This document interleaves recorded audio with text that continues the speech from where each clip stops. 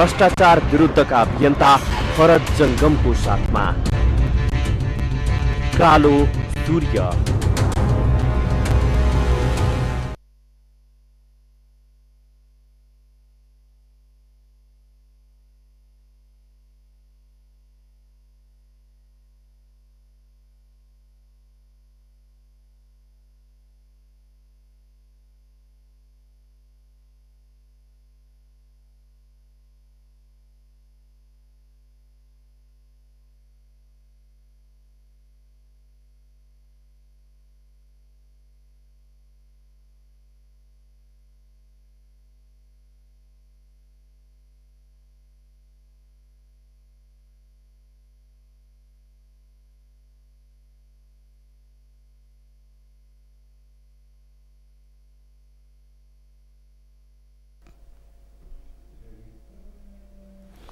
नमस्कार।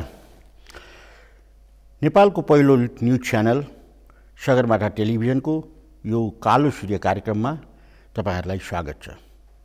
आज 2076 साल वैशाखको 6 गते शुक्रबार। हामी प्रत्येक शुक्रबार 3:30 देखि 4 सम्म यो कार्यक्रमलाई निरन्तरता दिन्छौं र यो प्रत्यक्ष प्रसारण अथवा लाइभ कार्यक्रम हो। यसमा तपाईले हामीसँग प्रश्नहरु गर्न सक्नुहुन्छ र नयाँ वर्षको आज पहिलो कार्यक्रम भएको कारणले गर्दा पनि हामी समस्त दर्शकहरुमा 2076 साल नयाँ वर्षको शुभकामनाका लागि हामी तपाईहरुलाई हार्दिक शुभकामना व्यक्त गर्छौं। तपाईको सुख शान्ति समृद्धि र विकासको लागि पनि हामी हृदयदेखि नै शुभकामना चढाउँछौं। र आजको कार्यक्रम हामी अब सुरु गर्छौं। हाम्रो कार्यक्रमको लागि तपाईहरुले आफ्नो टेलिफोनबाट हामीसँग सम्पर्क राख्न सक्नुहुन्छ। टेलिफोन गर्दा म्युट गर्ने अथवा तपाई टेलिभिजनबाट बाहिर गएर तपाईले सोध्न सक्नुहुन्छ। हाम्रो टेलिफोन नम्बर स्क्रिनमा पनि दिएको छ, तैपनि तपाई नोट गर्नुस्। 570 5261 570 6 268 यो हाम्रो स्टुडियोको टेलिफोन नम्बर हो। यो टेलिफोनमा तपाईले हामीलाई सम्पर्क राख्न सक्नुहुन्छ र हामीलाई अनेक किसिमको समस्याहरू तपाईले सोध्न सक्नुहुन्छ र हामी सक्दो तपाईलाई हामी जवाफ दिन्छौं। न्याय अन्यायका कुरा अथवा कुनै बिग्रेका कुरा वा कुनै किसिमको अप्ठ्यारो परेको कुरा तपाईले हामीसँग सम्पर्क राख्न सक्नुहुन्छ र तपाईले सोझै हाम्रो स्टुडियोमा टेलिफोन गरेर हामीलाई सोध्नुस्। हाम्रो तर्फबाट पूर्ण रूपले सहयोग हुनेछ जवाफ। र अहिले आज हामीले विषय लिएका छौं 2075 साललाई एकचोटि फर्केर हेर्नु जरुरी छ, किनभने आज 76 सालको पहिलो कार्यक्रम भएको हुनाले 75 सालमा के भयो त मुलुकमा भन्ने विषयलाई लिने हो भने वास्तवमा तात्विक उपलब्धि केही पनि मतलब भएको छैन। भयो भने लगानी बोर्डको सम्मेलन भयो र बेमस्टेक सम्मेलन भयो आदि इत्यादि सम्मेलनहरू धेरै भए र धेरै मन्त्रीहरू विदेश पनि गए र राष्ट्रपति पनि धेरै पटक विदेश जानुभयो र प्रधानमन्त्री पनि अनेक किसिमको कार्यक्रममा संलग्न हुनुभयो।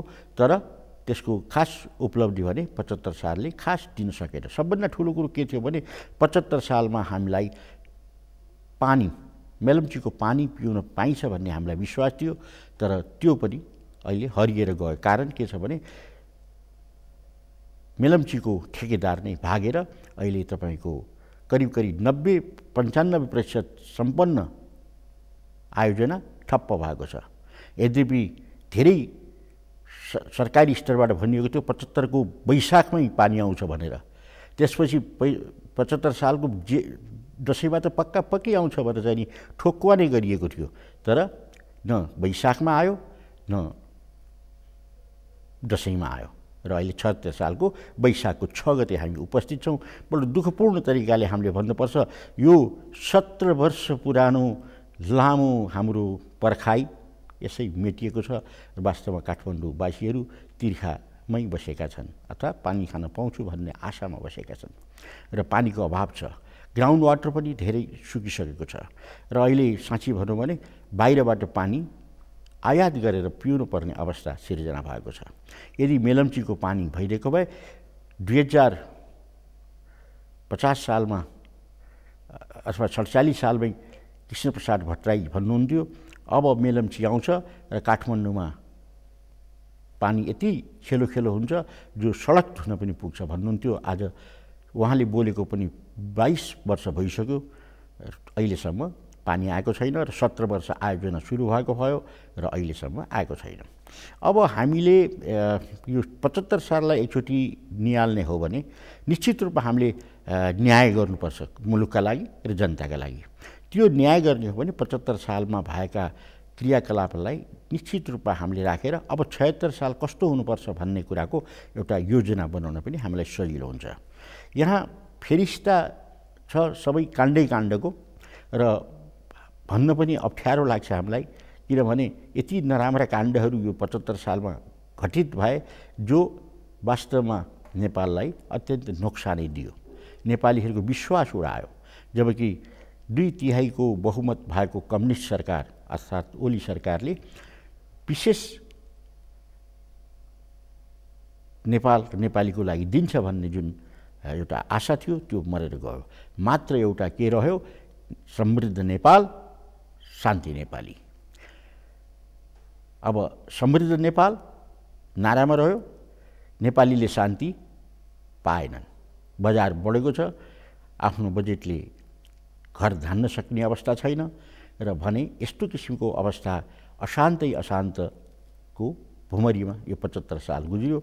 यसमा अब नामै लिनुपर्दा हामीले जस्तो सुरुदेखि कुरा गर्नुपर्दा कतिवटा घटना घट्यो, नराम्रा कुराहरू भन्ने कुरा पनि लियो। राम्रा कुरा त अघि नै मैले भनिहालेँ, भोज भतेर बहुत भयो र विदेश जाने ताती पनि चल्यो। राष्ट्रपति धेरै पटक विदेश जानुभयो यो वर्ष र कार्यक्रम धेरै भयो, तर त्यसको तात्विक केही उपलब्धि हासिल हुन सकेन र त्यसैले अब यो कति किसिमको चाहिँ बदमासी काण्ड भयो भन्ने विषयमा पनि एकचोटि निहालौँ।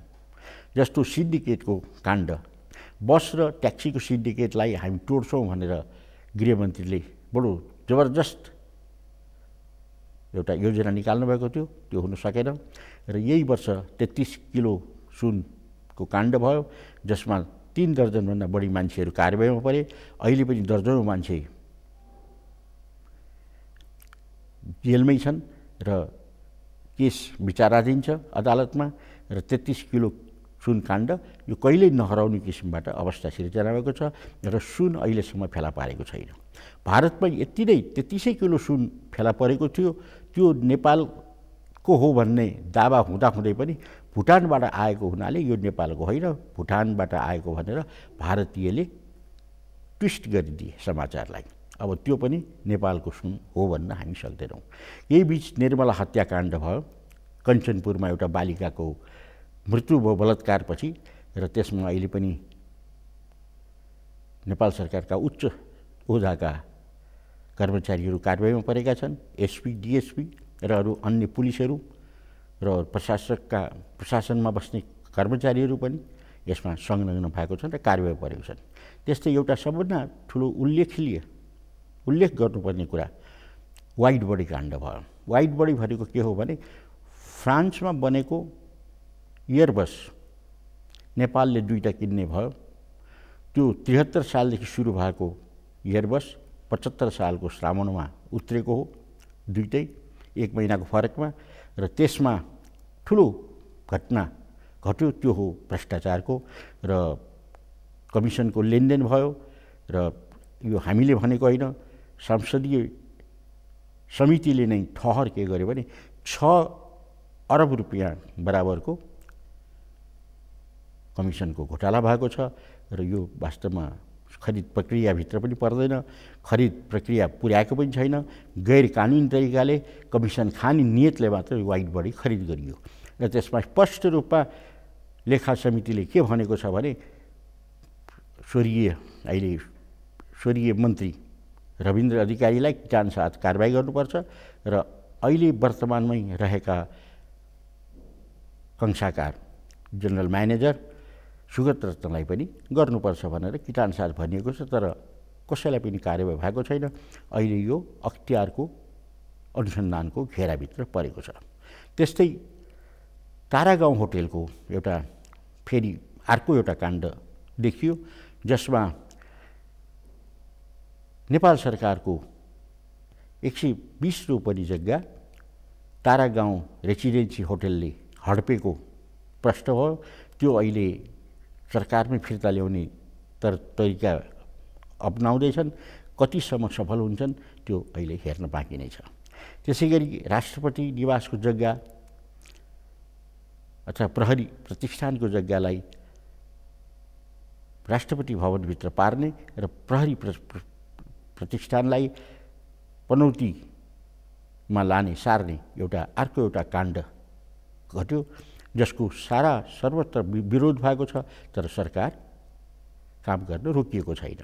त्यसै गरिकन हेलिकप्टर खरिद काण्ड, 1 अरब 50 करोडको हेलिकप्टर राष्ट्रपतिलाई प्रयोगको लागि भनेर सेना मार्फत किनियो।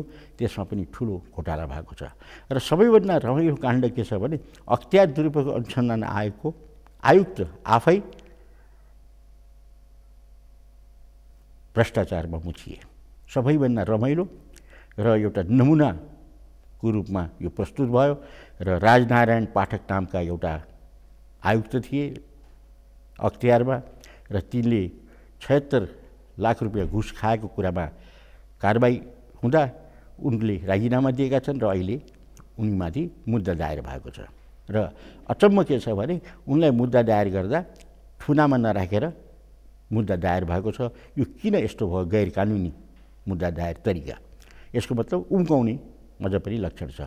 यो चाहिँ कारण के छ भने यो नेपाल इन्जिनियरिङ कलेज भक्तपुरको जग्गा र नेपाल इन्जिनियरिङ कलेज आफै व्यक्तिको नाउँमा परिवर्तित गर्ने मनसायले 76 लाखको लेनदेन भएको रहेछ, जो सर्वत्र समाचार आइसकेपछि यो कुरालाई अख्तियारले आफैले कारबाहीको घेराभित्र पार्यो। र अब योबाट के स्पष्ट हुन्छ भने म भन्दै जान्छु, तैपनि मतलब के भने अहिले म श्रोताहरूलाई एकचोटि फेरि सम्झाउन चाहन्छु। हाम्रो स्टुडियोको नम्बर हो 570 52 61, 01 570 52 61 र 01 570 62 68। तपाईहरुले यसमा मलाई फोन गर्न सक्नुहुन्छ र आफ्नो जिज्ञासा राख्न सक्नुहुन्छ। हामीले जति भन्यौ यो विषयभित्र राखेर पनि गर्न सक्नुहुन्छ, यो भन्दा बाहिर पनि तपाईले सम्पर्क राख्न सक्नुहुन्छ विषयलाई। र म तपाईलाई चाहिँ नि यस कारणले मैले भनिरहेको छु कि तपाईहरुलाई सम्झना गरौँ, यो हाम्रो लाइभ प्रोग्राम हो। लाइभ प्रोग्राममा जबसम्म तपाईले टेलिफोन गर्नुहुन्न तबसम्म हामीले त्यो जवाफ दिन सक्दैनौँ। त्यसकारणले जुन ठाउँबाट तपाईँ बस्नु भएको छ त्यहाँबाट टेलिफोन गर्नुहोस्। टेलिफोन गर्दा तपाईँ टेलिभिजनबाट हटेर वा टेलिभिजनलाई म्युट गरेर तपाईले गर्नुभयो भने हामीले राम्रो किसिमबाट सुन्छौँ। अब हामीले कुरा गर्दैछौँ यो 75 सालमा भएका काण्डहरूको, र राजनारायण पाठकको काण्ड भयो। त्यसपछि फेरि मेलम्चीको एउटा गजबको काण्ड भयो। मेलम्ची मैले अघि नै पनि भने मेलम्चीको पानी आउँछ भनेर हामीले आशा राखेका थियौँ। 17 वर्षदेखि आयोजना सञ्चालन भयो, तर आएर अन्तिममा आएर मेलम्चीको ठेकदार नै भागे। त्यो के हामीले सुन्नमा आएको छ भने कमिसनको लेनदेनमा मन्त्री, सचिव र आयोजना प्रमुख यो तीनजनाको कुरा नमिलेर ठेकदार भागेको स्पष्ट छ। र अहिले ठेकदारलाई चाहिँ मतलब के भनेदेखि को अभावमा ठेकदारले त्यहाँ सब कन्ट्र्याक्टरलाई तिर्न पनि अरबौँ रुपियाँ बाँकी छ र ठेकदार भागेको छ। यहाँका सब कन्ट्र्याक्टरहरू नेपालीहरू अलपत्रमा परेका छन् र नयाँ किसिमबाट फेरि अहिले ठेक्का लागेको पनि छैन। यस्तो किसिमको अव्यवस्थित कार्यहरू भयो जो एउटा राम्रो राज्य व्यवस्थामा, असल शासन व्यवस्थामा यस्तो हुनु हुँदैन। त त्यसै गरिकन सिकटा सिँचाइ योजना र त्यसै गरी पप्पू काण्ड, ठुला ठुला पुलहरू भत्किएर नाश भए र मान्छेको मृत्यु पनि भयो र त्यो काण्ड फेरि बेग्लै छ।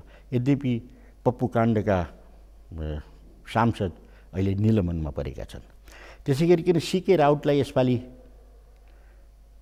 मेन स्ट्रिममा, राजनीतिको मेन स्ट्रिममा ल्याउने जो ओली सरकारले गर्यो त्यो नराम्रो कुरो थिएन। तर कुरो के थियो भने मधेस पृथकतावादी आन्दोलनमा लागेका व्यक्तिलाई स्वतन्त्र मधेसको नाउँमा फेरि सम्झौता गरिनु ठिक थियो या बेठिक थियो त्यो चाहिँ नि अब भविष्यले बताउने कुरा हो।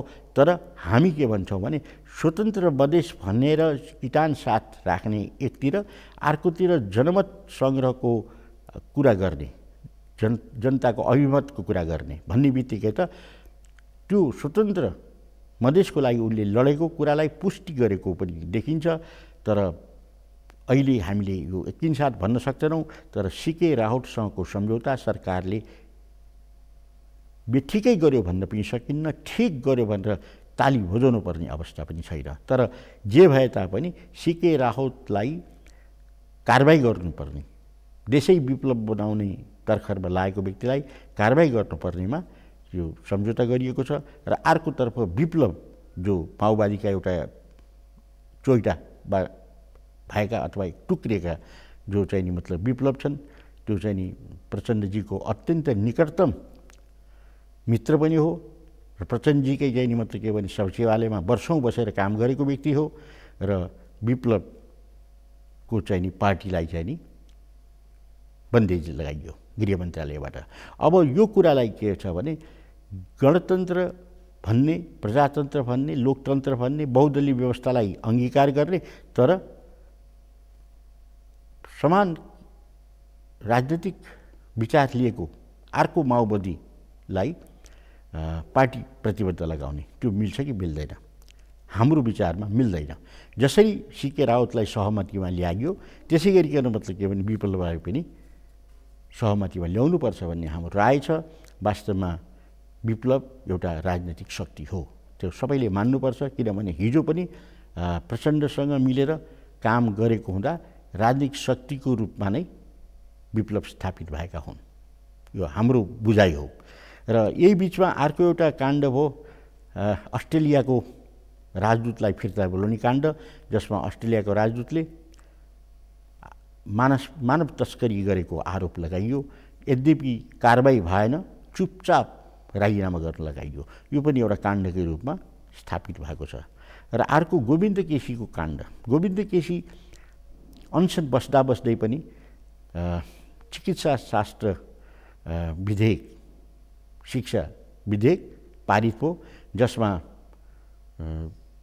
मेडिकल माफियाहरूलाई सहयोग गर्ने र मेडिकल माफियाहरूलाई काम चल्ने किसिमको जो ऐन बनाइएको थियो त्यो ऐन चाहिँ नि पास गरियो, जो गोविन्द केसीलाई धोका भयो।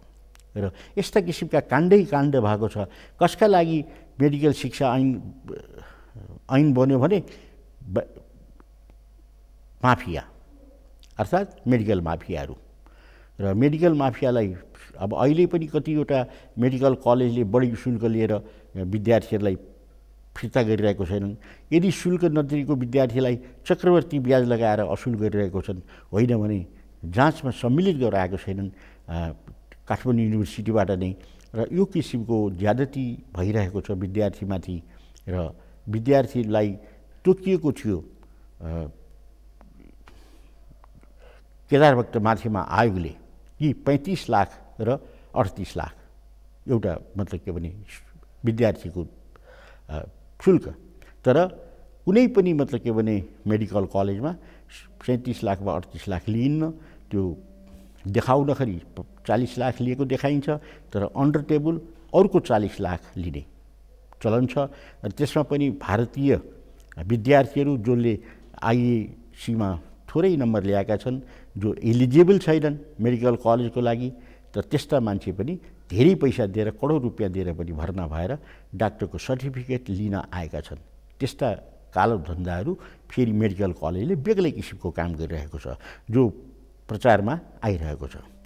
र त्यति हुँदाहुँदै यत्रो लामो मैले अहिले भन्दैछु कि तपाईँहरूलाई कि यो 75 सालको कति नराम्रो अवस्था सिर्जना भएछ हेर्नुहोस् त।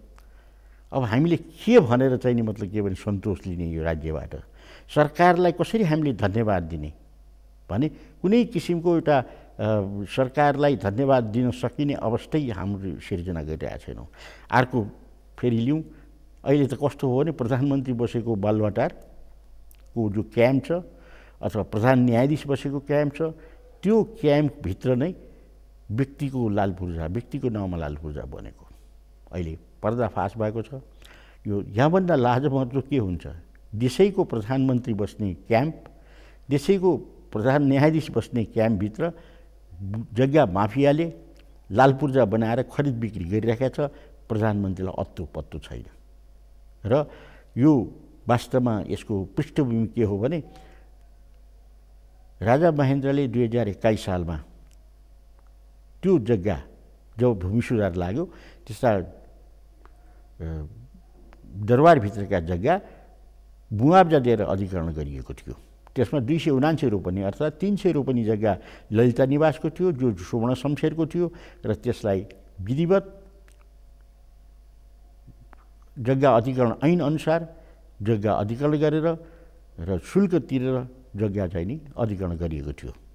तर त्यो कुरालाई पछि लोकतान्त्रिक सरकारले आएर उल्ट्यायो, कि जबरजस्ती कब्जा गर्यो भन्ने एउटा लान्छना लगाएर फिर्ता दिने निर्णय गरेको छ। तर किटानसाथ भनेको छैन, तर त्यसमा मिल्दोमिल्दो गर्दा केही जग्गाहरू फटाफट फिर्ता हुन थाले, जसको नाइके अहिले मिनबहादुर गुरुङ जो भाटभटिनी भनेर चिनिन्छ, भाटभटिनीका मतलब के भने प्रमुख मान्छे, र त्यस्तै सोमकान्त र अर्को रामप्रसाद सुवेदी, यो तीनजनाको चाहिँ नि मिल्दोमिल्दोमा बालुवाटारको जग्गा लालपुर्जा बनेको छ, जो अखबारमा आएको छ र अहिले कारबाहीको घेरामा पनि परेको छ। र प्रधानमन्त्रीले स्पष्ट रूपमा के भन्नुभएको छ भने म कुनै हालतले पनि यो कारबाही गरेरै छोड्छु भनेर उहाँले प्रष्ट रूपमा भन्नुभएको छ। र हामी खुसी छौँ, त्यो वास्तवमा कानुनी कारबाही गरेर यो कुरो देखाउनु पर्छ भन्ने पनि हाम्रो भनाइ छ। अब अर्को एउटा आएको छ बुढी गण्डकीको गेजुवा। गेजुवा भन्ने एउटा चाइनिज कम्पनी हो। गेजुवा चाइनिज कम्पनीलाई बुढी गण्डकीको आयोजना जो 1200 मेगावाटको आयोजना हो, त्यो गेजुवालाई दिने काण्ड एउटा अचम्मको काण्ड छ। त्यसमा के भएको थियो भने प्रचण्डजी प्रधानमन्त्री हुँदा जनार्दनजी ऊर्जा मन्त्री र प्राधिकरणको सञ्चालक समितिको बैठक बालुवाटारमा बसेको थियो। यो काण्ड एक्चुअली पहिले गिरिजा प्रसादको टाइममा पनि भएको थियो। जतिखेर यो धमिजा काण्ड भयो त्यतिखेर पनि वायु सेवा निगमको सञ्चालक समितिको बैठक गिरिजा प्रसाद कोइरालाले आफ्नै कार्यकक्षमा राखेका थिए। र अहिले पनि प्रचण्डले यो प्राधिकरणको विद्युत प्राधिकरणको सञ्चालक समितिको बैठक बालुवाटारमै राखेर मन्त्रीलाई राखेर गेजुवा कम्पनीका प्रमुखलाई राखेर त्यो बुढी गण्डकी सम्झौता गरियो। र त्यो सम्झौता गरेको केही दिनपछि फेरि शेरबहादुरजी प्राइम मिनिस्टर हुनुभयो। शेरबहादुर प्राइम मिनिस्टर भएपछि त्यसलाई रद्द गरियो। त्यहाँसम्म ठिकै थियो, रद्द गरियो। अब फेरि मतलब किन ओलीजी प्राइम मिनिस्टर हुनुभयो, अब ब्याकमा त प्रचण्डजी नै हुनुहुन्छ। ओलीजीको पछाडि अहिले दुईवटा चाहिँ नि अध्यक्ष छन् र अहिले फेरि अर्को प्रेसर दिएर गेजुवालाई दिने निर्णय भएको छ। अत्यन्त यो खेल भएको छ, भ्रष्टाचारको खुल्लेआम मतलब के भने खेल खेलिन्छ, जनता चुपचाप लाएर हेर्नुपर्ने अवस्था आएको छ। कारण मैले यति लामो चाहिँ नि मतलब के लिस्ट मैले तपाईँहरूलाई पेस गरेँ र यो भन्न पनि लाज लाग्ने किसिमको अवस्था छ, तर भएको कुरा हो। यसमा कुनै किसिमको बनावटी कुरा या झुटो कुरा छैन। हामीले जो कुरो भन्यौँ यो कुरो बाहिर निस्केको, कारबाही भइराखेको, कारबाही हुनेवाला आदि इत्यादि भएका छन्। र सबैभन्दा दुःख लाग्दो कुरो यो बुढी गण्डकीको जुन ठेक्कापट्टा भयो गेजुवालाई दिएको छ, त्यो वास्तवमा फेरि पनि मतलब क्यान्सल हुन्छ भन्ने कुरा हामीलाई विश्वास छ। अब यहाँ अलिकति यो त 75 सालको मतलब 75 सालको मतलब के भने कुरा भयो। अब हामीले मतलब के अब अर्को चाहिँ नि मतलब विषय हामी लिन्छौँ कि मेलम्चीको ठेकदार किन भाग्यो, यो बारेमा नि बोल्छौँ। र अहिले हाम्रो सम्बन्धमा सायद टेक्निकल केही डिफेक्ट भएर टेलिफोन उठ्न सकेन कि हाम्रो सम्पर्कमा कुनै टेलिफोन आएको छैन, कुनै साथीले कसैले गर्नुभएको छैन। र यदि कुनै किसिमको टेलिफोन छ भने गरिहाल्नुहोस्, हामीसँग समय बहुत कम छ, तैपनि एउटा टेलिफोन लिन सकिन्छ। छ भने ठिकै छ, छैन भने केही छैन। हामी चाहिँ नि प्रतीक्षामै छौँ। आज कुनै पनि टेलिफोन हामीलाई आएन। अब यो मेलम्चीको आयोजनामा कति बदमासी भएको छ भन्ने कुरा त मैले अघि नै पनि गरेँ। मेलम्चीको चाहिँ नि ठेकदार र मन्त्रीको कुरा नमिल्दा, कमिसनको कुरा नमिल्दा ठेकदार भाग्नु पर्यो र अहिले आयोजना अलपत्र छ।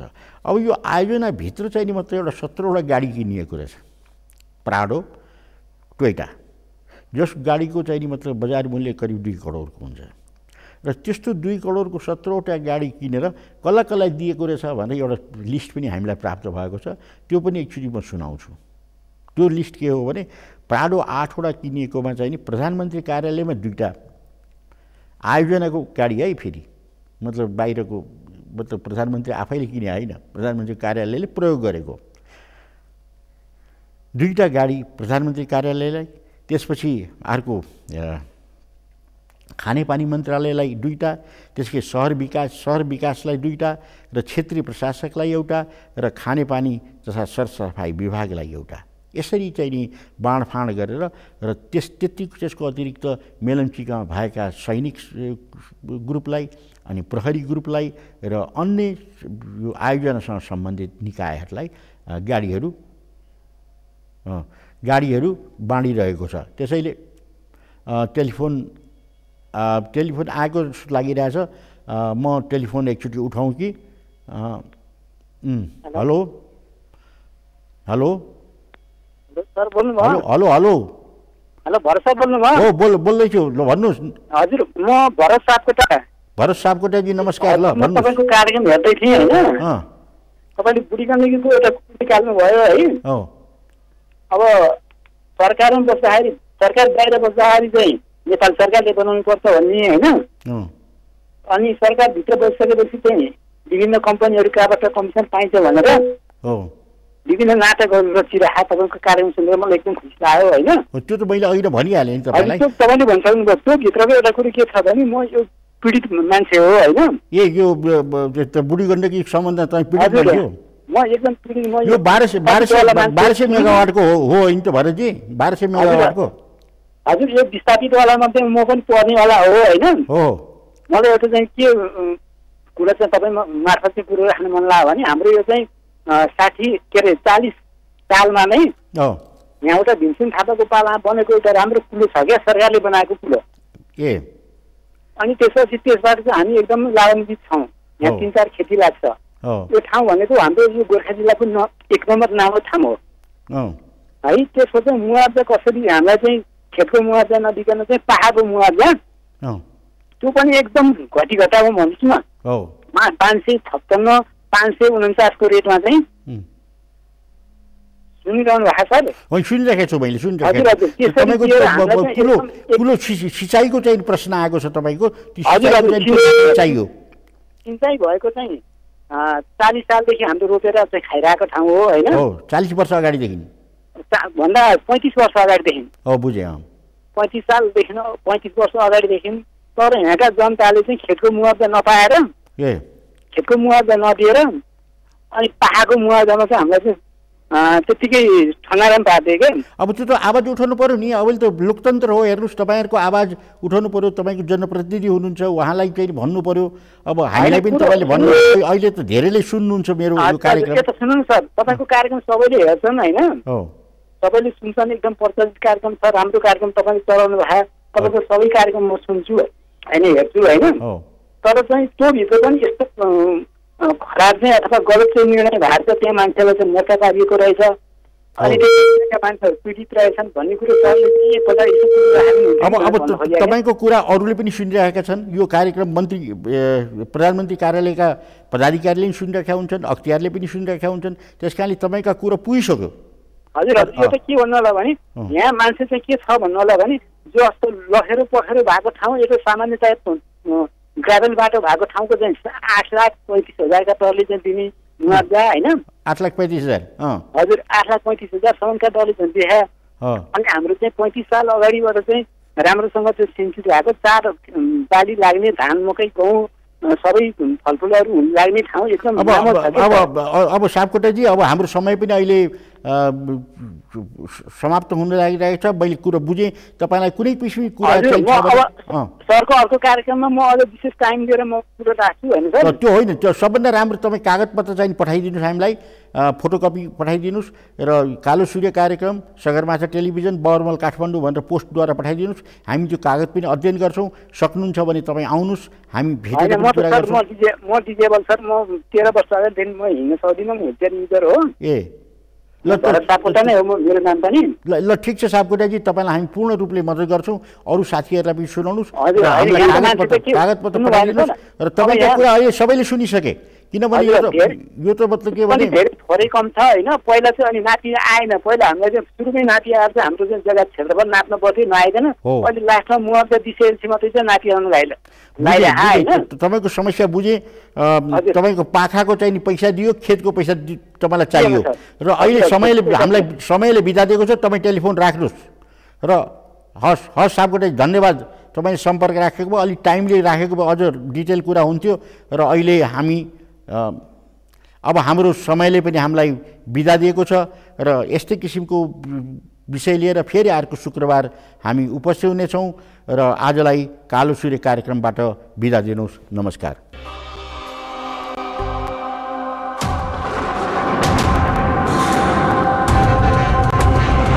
भ्रष्टाचार विरुद्धका अभियन्ता भरत जंगमको साथमा कालो सूर्य।